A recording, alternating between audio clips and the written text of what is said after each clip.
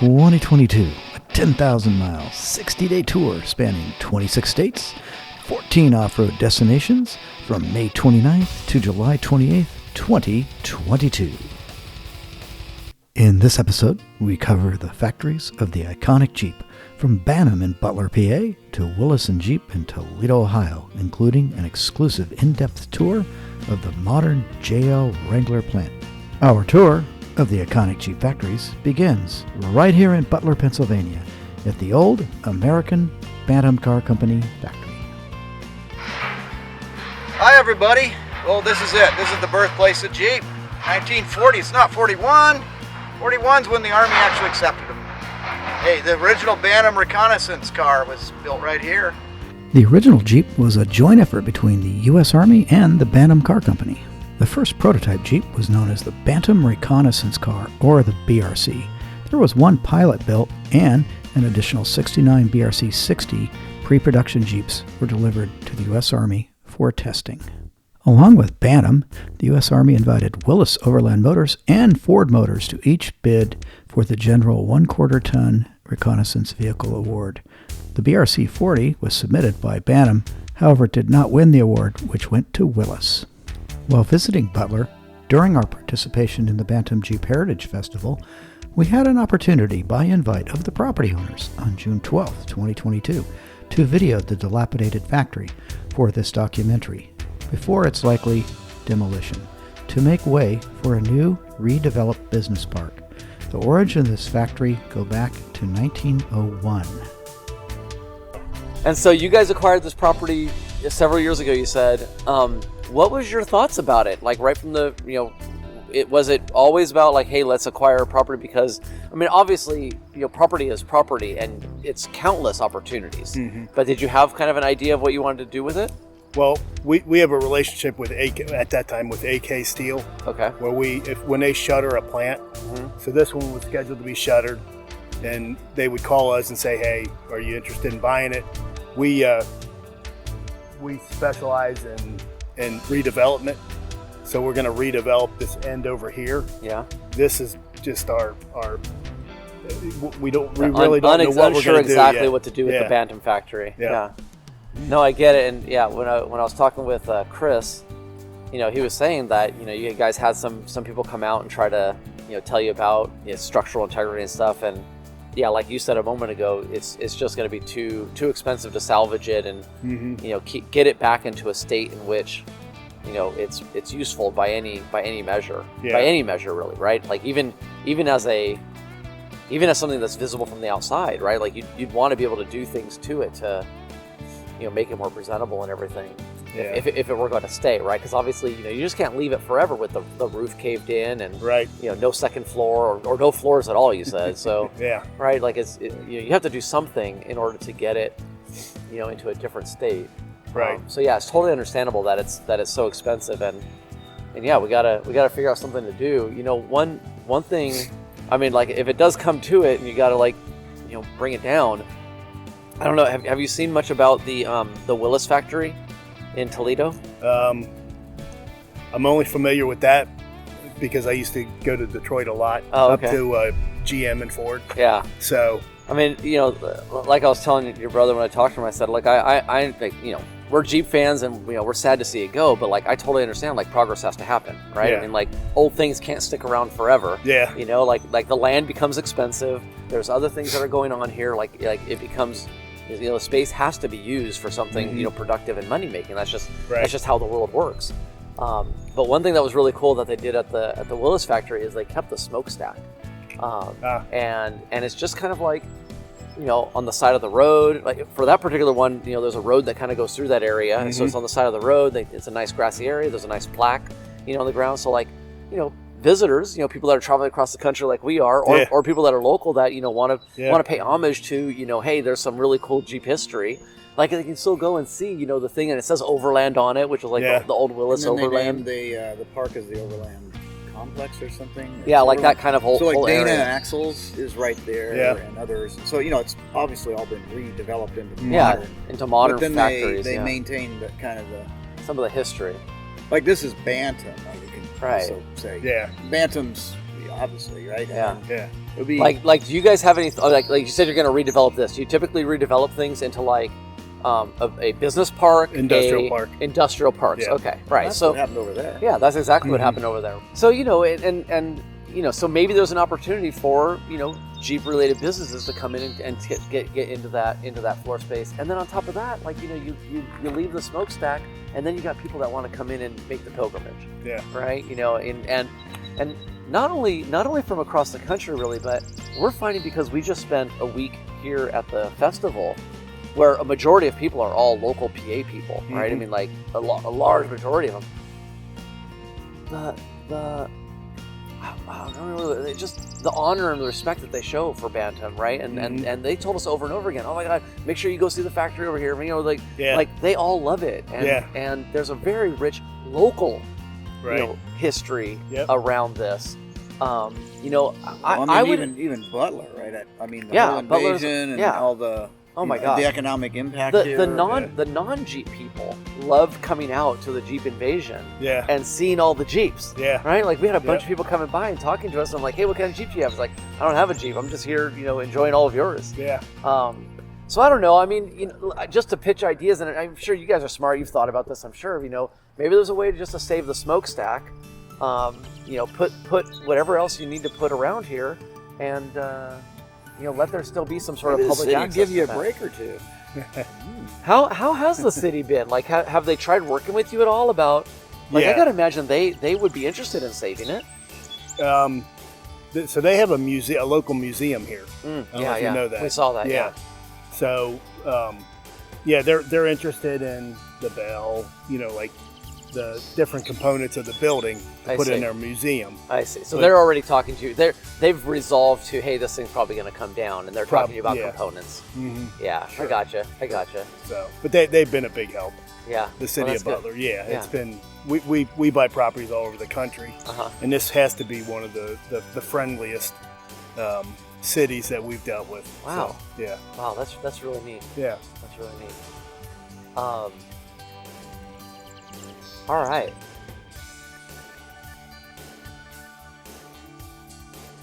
We now move to Toledo, Ohio, and the site of the old Willis Jeep Parkway factory.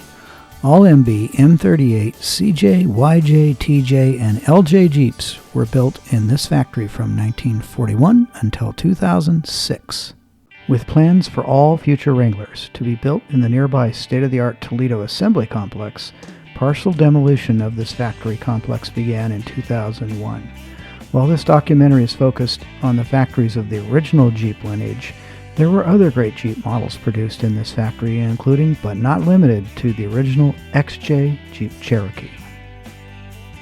And the remaining portions of this factory were torn down after the last TJ/LJ Wranglers were produced, with demolition starting in 2006 and completing in 2010. In 2010, the site was acquired by the Toledo-Lucas County Port Authority and redeveloped as an industrial park, which now includes a new Dana facility producing Jeep axles and Detroit Manufacturing Systems plant producing instrument panels.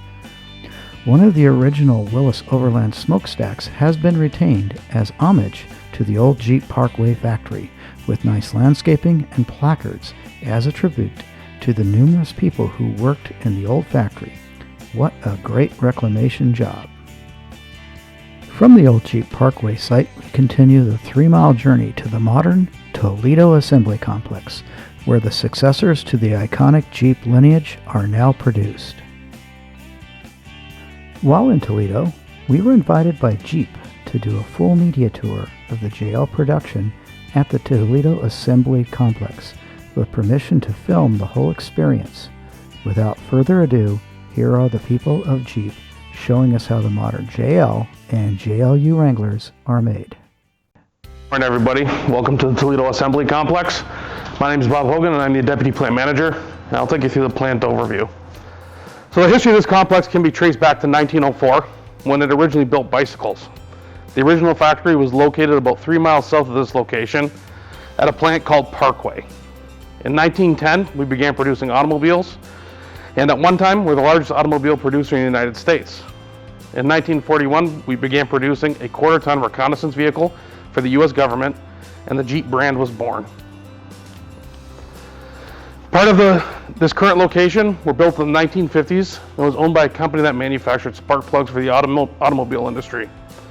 The largest building additions occurred in 2000 at the Toledo North plant and 2007 where we started the Toledo Supplier Park and currently where the Jeep Gladiator is built. In 2013, we launched the Jeep Cherokee in the North plant, which is where we reside right now. And in 2017, the JL Wrangler replaced the Cherokee in the North plant. In 2019, we started manufacturing the Jeep Gladiator in the South plant here on the site. This is a complex layout of the two plants. In the North plant, we have 3 production centers. We have the North Body Shop, the North Paint Shop, and the North General Assembly Shop. Here we produce the Wrangler Sport, Sport S, Sahara, Rubicon, 4xe, and the 392 Hemi. In the South plant, we have 2 production centers, Toledo South Paint and Toledo South Assembly. KUKA is the provider for the welded bodies of the Gladiator, and Mobis provides the fully built chassis. We produce the Gladiator Sport, Overland, and Rubicon models. In the middle of the complex, we have our quality centers, as well as our on-site metering center, which supports both the North and the South plants. We have over 6,200 employees, and 1,600 of them are supplemental part-time. After the presentation, we head over to the Metrology Center to learn about precision quality assurance and production issue troubleshooting. Along the way, we pass through the Factory History Hall. This hall commemorates many of the vehicles produced over the years, dating back to the origins of the Willis Overland motors. The murals were all painted by factory employees. Hello, my name is Chad Boyd. I am the Body in White Unit Manager here at JL Body in White. This is our Metrology Component Center, in which we use to do dimensional validation and root cause analysis on our vehicle here. Behind us is our QAF fixture, which easily allows us to determine if a problem is driven by the product or process. It is essentially a master body in white for this vehicle. Of the plants, so we use the same parts, so the same stamped parts, but they make their own process and we make our own process. For JL. For JL and JT. For the Rubicon, which is the one that you see over there, we receive that one directly from the supplier, so it's the same for both plants. And then for the J9, for the J9, we receive that one from the supplier, so it's the same for both plants. J9 is the B8. Is a 392 engine. Yes. You guys call that a J9, huh? Yes. Oh, wow, I don't think I've ever heard that before. It's the internal name. It's a J9? It's the internal name, so yeah. the cars have an internal name. So you have JLs and JTs, but each of them have a different something. Oh, so like Sahara has a different number? Correct. Oh, I see. It's a call code. Grand Cherokee, Durango, everything's got a different. Yes. 2 letters. It is very helpful though, like having these 2 vehicles, like because you asked the question if the closures are the same, right? It's extremely helpful having these 2 vehicles built in the same facility like this, because there's multiple times I've been here since January, right, where either the KUKA body shop is having an issue or we're having an issue, and then we can quickly identify, hey, is this an issue with the incoming parts? Because if we're both seeing it, it's likely an issue with the incoming parts, right? If it's an issue, just in one of the shops, it's typically something with our process, right? Right? There's a lot of information sharing that can occur. Right? So within the process, there's multiple levels of validation, both manual and automated validation. Like the automated validation is what Mario was speaking of. Like there's vision systems at the ends of each of the major lines which do that dimensional validation. Similar vision systems also measure, the door opening of this, right? To automatically set the doors. Same thing for the windshield, same thing for the swing gate, right? So they're not only used for that dimensional validation, they're also used as, vision guided automation to set the doors. It's a really cool tool to have in our assembly plants, in my opinion, in metrology labs, because you rely on the human aspect of your metal finishers and fitters to catch this stuff, but things that are only a couple millimeters off, that vision can detect that you and I, even as trained operators, wouldn't be able to catch. That's incredibly critical to the status of the body shop, right? Or things leaving the body shop. Absolutely. This is the start of our process here at JL Body in White. So we have 3 underbody sub-assemblies, the rear floor, front structure, and rear rails that get married here in the underbody framer. All 3 of these sub-assemblies come together to make the underbody and underbody framer. We make 3 unique underbodies, PHEV, 4-door, and 2-door. And there are 2-door and 4-door variants for right-hand and left-hand drive.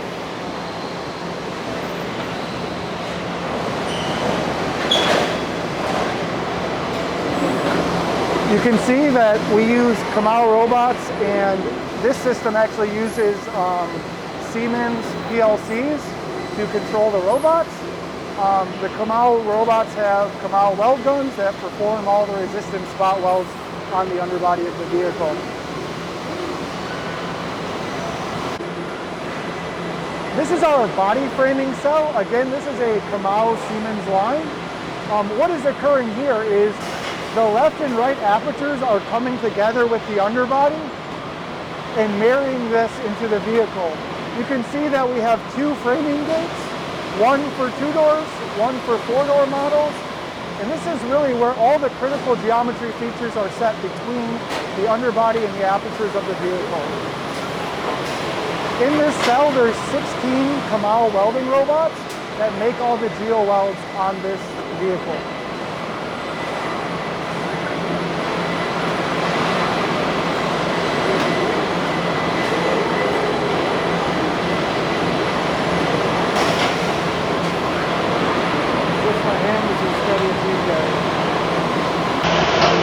This is the beginning of our auto panel line here at JL Body in White.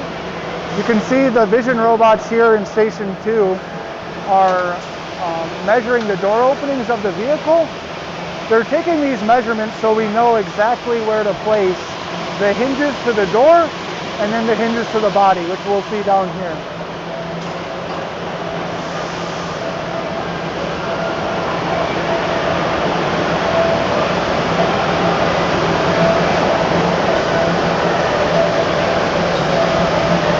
In Station 5, the robots are using the data that's collected in Station 3 to place the hinges to the A and B pillars of the vehicle.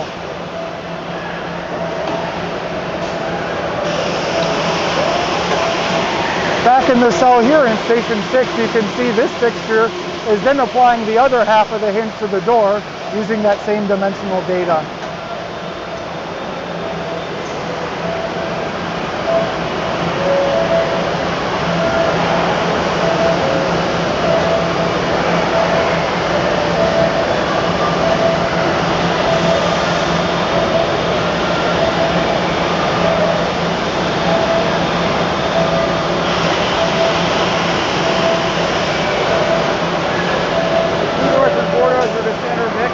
Yeah. So we got to get one more step. So the final portion of this automated process is attaching the door to the body.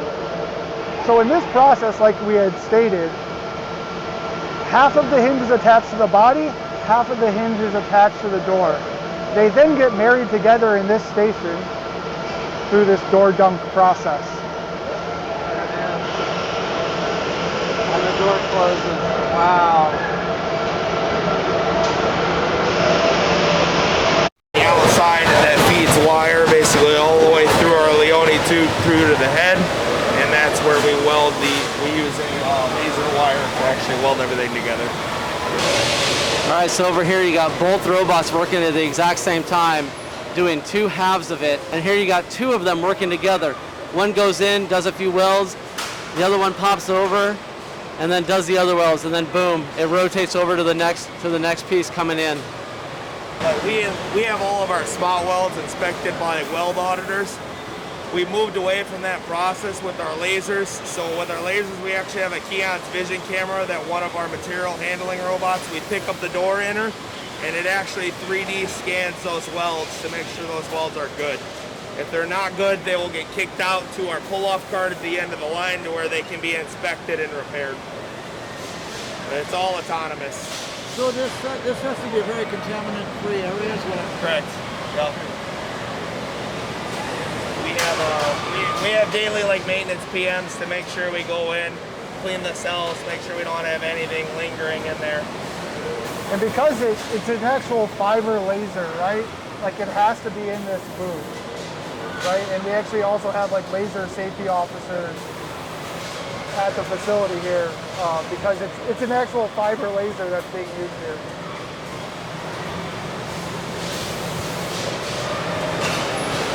Okay. It's a little better than the regular TIG, huh? Yeah. So we're here. This is the entrance to the Toledo North Assembly Plant paint shop. You can see behind me that there are sealed doors. We're not going to go in the shop as this is a pretty sensitive area, but I can tell you all about the facility and what we do inside of there. The building behind me may not be able to tell by the camera here, but it's roughly 800,000 square feet. Wow. There's 4 stories and 2 levels of process. So with the paint process, white metal body is delivered from the body shop to the paint system. And what we like to say is that we paint phosphate, we do not paint metal. So the purpose of the zinc phosphate coating is actually to grow zinc crystals on the white metal. If we tried putting paint on the white metal, it would just come off. That's the main show on the phosphate side. Then it goes to electrodeposition coating, also known as E-coat. So the purpose of the E-coat paint is to fully immerse this Jeep, is that there's no surface uncovered with this corrosion-resistant paint. Every nook and cranny through 100,000 gallons, dipped through and then brought back out. After the E-coat, it goes through a great big oven and it's baked. So that is then presented to our employees, and our employees put plugs, patches, and mastic sealer on the vehicle at this point in time. Wow. So sealer kind of has the consistency of caulk. And we use that sealer to cover up all the seams that come from the body. When you see the water test later, the placement of that seals, you'll see why it's very critical. It's to keep water, exhaust, any other sort of debris out of the vehicle. So once the sealer is set in place, the next stage is prime or primer. The fluidized powder prime is then applied electrostatically to the vehicle. The electrostatics are what helps that stick to the vehicle. This powder prime is then presented to operators, and their job is to prepare the prime vehicle for the top coat to get the pretty color and the nice shine. So what they're doing is they're looking at the vehicle and looking for any surface imperfection or blemish, and they have double action and hand sanders using a wet sand. They try to sand that blemish or imperfection on the vehicle and make it smooth and then wipe it clean. Okay, so we have a primed, smooth and clean vehicle that's sent into what we call the top coat booth, which is separated from base coat and clear coat. The color that you see on the vehicle is a water-based paint. That paint is also applied electrostatically, both interior and exterior, and that's what gives it the shine, the sparkle, the color. That base coat is a water-based, so I need to send it through a dehydration zone. After the short dehydration zone, the paint is ready for the clear coat, or the shiny part on top. So that shiny part, clear coat, is also applied electrostatically. And you guessed it, at this point in time, it goes into a great big oven. When it comes out of that oven, it's presented to operators again, who make sure that it's smooth and clean, and you have the painted body ready for assembly. That whole process takes approximately 10 to 12 hours. So this is actually one of the first steps in our assembly operation. This is coming down to trim 1, the very first operation in assembly. You can see the operator is cleaning the surface of the vehicle, and we provided her a fixture that allows not only for her to place the badge in the best way for the operator in the golden zone of ergonomics, but also ensuring the best quality for the vehicle. There you have it. And there it is, a Jeep. It just became a Jeep, right? Now it's a Jeep. Now it's a Jeep. It was just a hunk of steel before. Oh, steel and aluminum. And aluminum. Barcode reader, as this vehicle comes down, it reads the barcode on the vehicle, and it tracks an image, and then through our ITM department, it understands what options this vehicle receives. So the options that the vehicle receives are then sent. You can see that she has many different things to choose from. We error or mistake proof this with the pick light process. You're with me on trim 1 rotisserie line. This is one of the first lines in the assembly operation. As you can see behind me, the units are loaded onto rotating skillets. You Again, we call this the rotisserie line, obvious reasons. This line presents the vehicle to my employees in an ergonomically good fashion so that they can perform operations both on top and bottom of the Jeep. You can see the employee in front of you right now is installing the windshield seal. Operators reach in, secure this. This is a whole lot better than the old days where they would be crawling in, on, or around the vehicle to get this done. This rotisserie line includes the sound bar, which is attached to the B-pillar sport bar, as well as on the other side the park brake cables are installed. You can see those coming through the middle of the vehicle right now.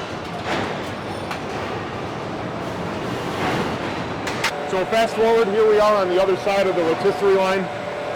You can see simultaneously while operators are working on the top of the vehicle, operators are also working on the other side of the vehicle. This operator right here is completing antenna connections off of the body harness up through the D-pillar. You can see him making fasteners right now. That connection helps ensure that the ANC mic on top of the D-pillar is complete.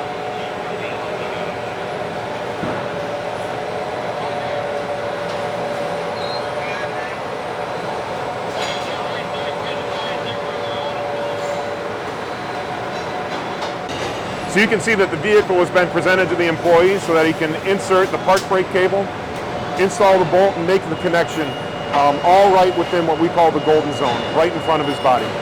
There's no crawling under, in, or on the vehicle to make that operation. See that after the park brake cable is installed, it allows the next operator the opportunity to install the heat shield.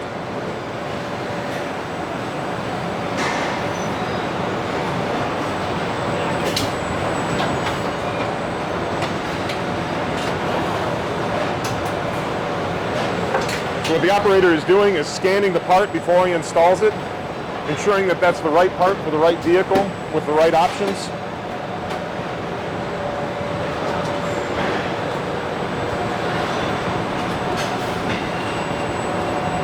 Of course, here is our heat shield for the trans tunnel. These are done with push pin connectors on top of body studs.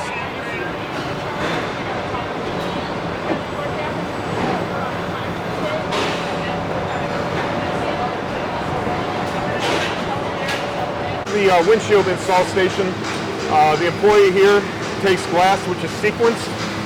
So coming out of selectivity, we know the order of the vehicles. This is sequenced by our supplier and then presented to us in order. You can see the operator here is going to take the sequenced part out of the rack.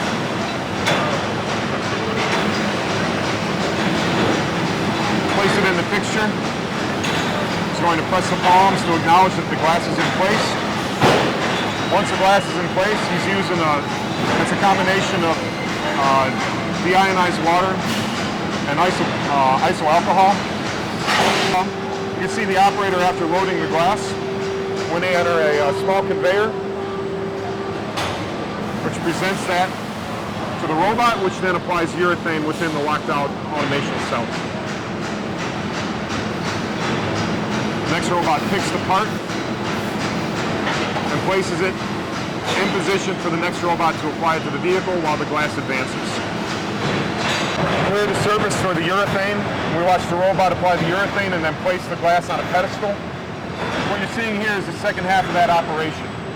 This next robot grabs the glass, brings it to the vehicle. When you see those lasers flashing, there's a vision system there measuring the windshield. It measures the windshield using that vision system and then creates offsets. There's an algorithm that it uses. And based on that algorithm, it can make minute adjustments to make sure that the placement of the glass is perfect every time. So you can see as the robot presents the glass to the vehicle, the vision system is taking its measurements. Based on those measurements, the robot is accurate enough to make the most minute adjustments to place that glass perfectly every single time. Amazing. It places it not only perfectly, but applies the correct amount of pressure for the correct amount of time. Anything less than that, we have the opportunity to review and ensure here at the manual station. You can see the PHEV battery is brought in by this Knight overhead system. This tool is very specialized, allows you to pick this up without putting the operator at any disadvantage. It also has limits on which directions you can be and when. So this hoist understands where it is in space and where the vehicle is, and has controls so that if the operator moves in the wrong direction, it will stop that bad thing from happening. That means Dina here can come in, drop that PHEV battery in place, release the clamps, and exit the vehicle every single time while providing the best possible quality for the vehicle for the customer.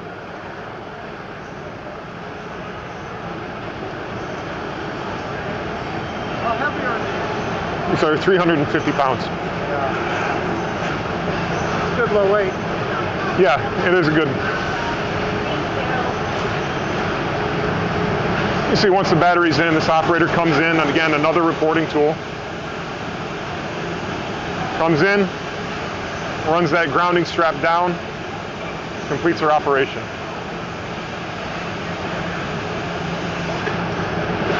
So you're removing a nut, placing the ground strap down, and replacing it on the body stud.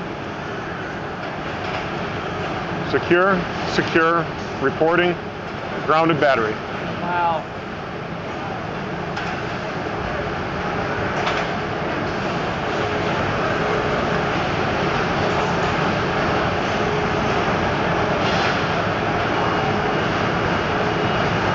You can see the high voltage cable is installed going to the charge port, routed through the fender right here.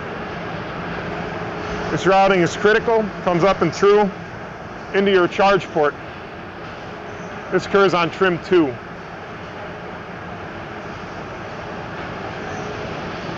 So one of the really interesting things about the PHEV is the amount of testing that went into this and engineering so that this thing can ford water just like a Rubicon. That's incredible. So the PHEV is not constrained for water fording by any measure just because of the battery or any of the charge port or the Supermod. So the PHEV distinct differences are, of course, the big battery and then the Supermod. The Supermod is installed on chassis, and that's like the brains of the PHEV. It also includes the movement of coolant. Sorry, what in cooling? Includes the movement of coolant. Oh, movement of coolant, yeah, okay. So it's astonishing that we have a vehicle that operates purely electrically that can also water ford just like any other Jeep Wrangler oil off the end of the line. That is really incredible. I mean, obviously the battery has to be well sealed, but is that something that's unique in the PHEV space for Jeep, or other batteries are not water sealed? Well, other batteries are water sealed, but not every vehicle can afford you the same guarantee to water ford like a Jeep Wrangler can. That's true. That is true. It's not just the battery, but all the other components. It's all the other stuff too. The Supermod in particular. So the Supermod has the high voltage connection. Yeah. There was, during testing, for clearance issues, we actually found that we need to make a tweak to that high voltage cable. The ability to have all this electrical equipment and have no water intrusion and go water ford just like any other Jeep Wrangler. It is really incredible what you guys have done with the 4xEs. I mean, the power that it has, the torque at low speeds. I'm excited to see how the technology just keeps evolving to be able to get longer battery life, more reliance on the battery and less reliance on the engine. So you start seeing that shift happening, a little bit more. It's a gradual thing, right? It's just going to happen over time. So it's really cool to see the investment you guys are making, towards that EV space. Absolutely. And again, this is the best-selling PHEV SUV in the United States of America. That's incredible. We did read that a little while ago. We talked about it on the show when we saw that come out. So that's really incredible. Well, obviously it's lunch now. Nobody should be surprised and wondering why is nothing moving. So lunch happened. All right, we're here at FEM Install. They call it Front End Module Installation. So Grant, go ahead and tell us what's going on here. So this is the front end module installation as you described. You can see it's an assembly of both the headlights and the radiator. This is a sequence part presented to us from a supplier that's about 3 miles down the road, down I-75 about 3 miles. You see the operators are using an ergonomic assist arm, placing the front end module in place, making fasteners, and then making the electrical connections. The same part that you see sequenced for the front end module also has the iconic 7-slot front grille for our Jeep.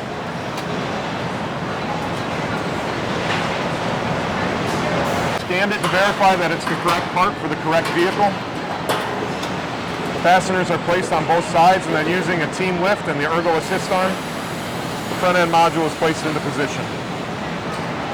These are torque recording tools.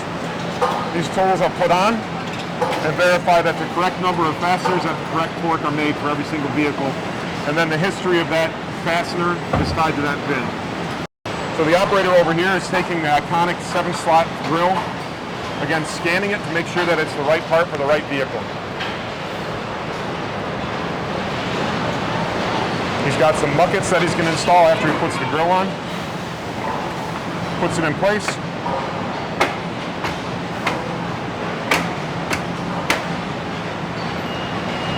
Still the same. After pushing in place, using push rivets to ensure that it is all the way snug to the front of the vehicle.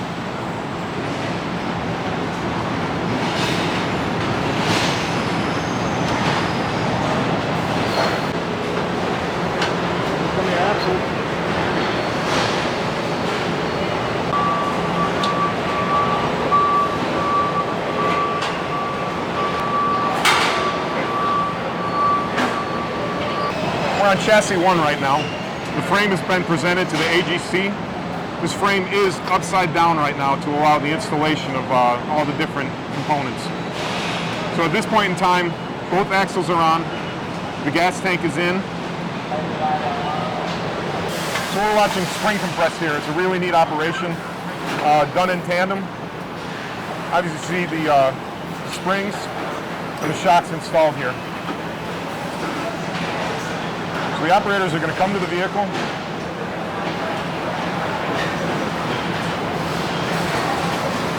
They're going to grab their spring. They're going to scan the spring to make sure that it's the correct part to go on. You see this overhead tooling comes down and compresses the frame, holds it in place. Hooks are applied to the axle tubes, and the isolators are removed. The springs are placed in.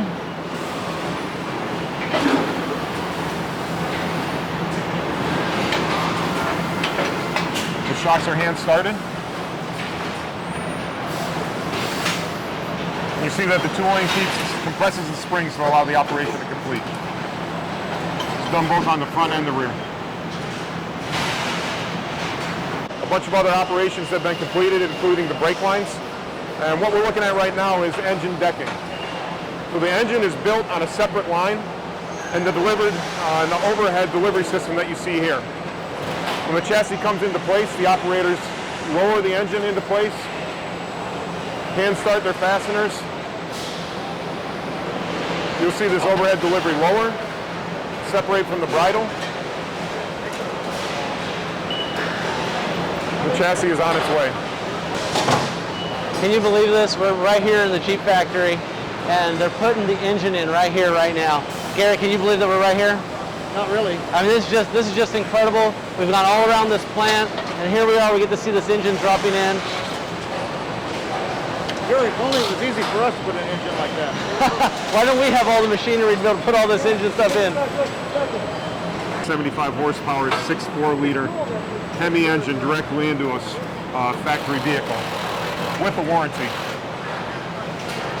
So if you haven't had the chance to experience the power of one of these vehicles, it's quite remarkable, and I highly recommend it.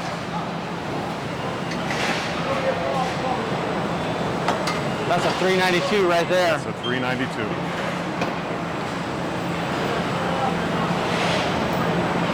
You'd think for uniformity or like for efficiency in manufacturing, you would do like 20 392s and 20 2.0s, but like every single one is just different, and it just goes to show what technology and software can do for that, right? Because like you've described all along the way, every chassis has a barcode, everyone has an identity, and things are sequenced. The windshields are sequenced.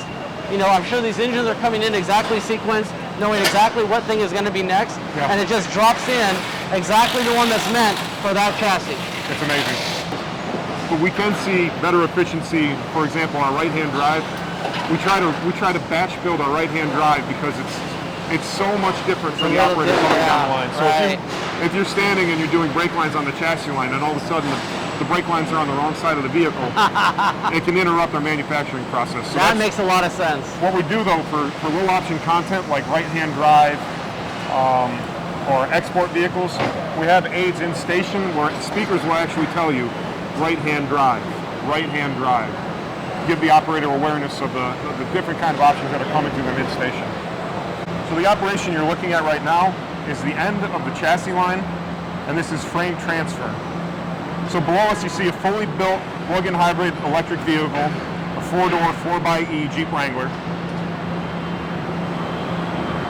This is a fully completed chassis, engine, axles, shocks, springs, you name it. The robot went in, took a vision snapshot, made its offset to make sure it grabs the frame correctly. It's picking this frame up off of the automated guided cart and placing it onto a Final 5 carrier. So this Final 5 line is the line that carries the completed chassis over the body decking. Robot releases. And once the robot is clear, the friction drives engage. And the PHEV is off to be built.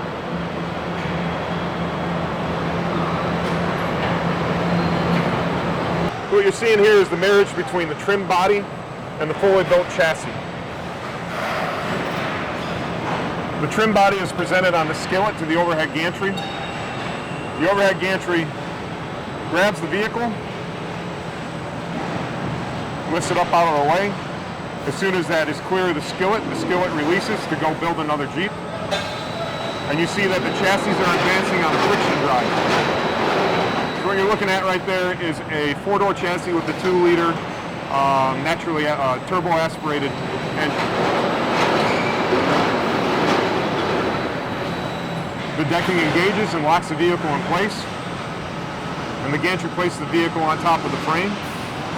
There's feedback, including proximity switches to make sure that we're in the right position, and then 8 body bolts that are already in the chassis are engaged by tooling. You can see the tooling running, and you even hear it run down. Yeah, you can see it. Right there. So those are, again, reporting tools tied to every single vehicle. So we know on all 8 of those body bolts, the angle and the torque value that we achieved for that. So you're looking at a Jeep that's been assembled through body decking and through Final 1 and Final 1A. You can see it's a PHEV with a large battery right here, ready to go. This vehicle is now headed to Final 2. Final 2 is where all of my fluid fills are completed. So this is the end of the final line. What you're looking at is Final 4 flat top drive off. At this point in time, the vehicle obviously has been completely built. The electrical testing is complete. The vehicle is ready to move on to the next stages of the assembly operation. The operator get in, start the engine. You'll hear the victory beep.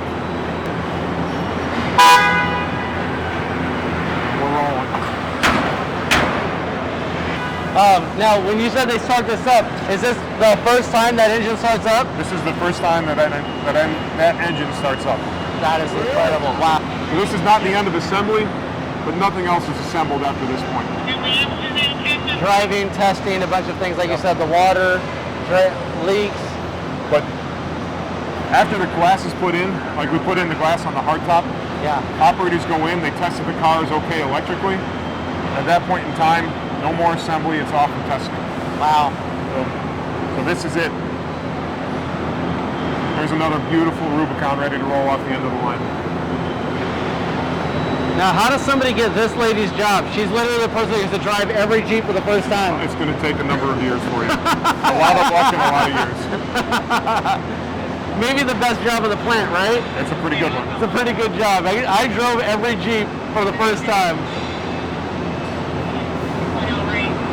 So you can watch the sequence of the tests we'll display on the monitor up there. Okay. We could probably catch one test and then we'll head to a liner. Gotcha. The scanner picks up on the barcode. The barcode tells the computer what you need for the 4-door, 2-door.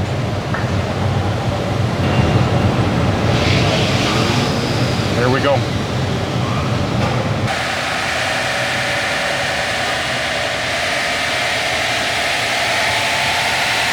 miles an hour right there. Now it's decelerating. High-speed sensor test. Decelerated down to 60. Accelerate back to the target speed of 70. Come through rolls, we're now at our liner.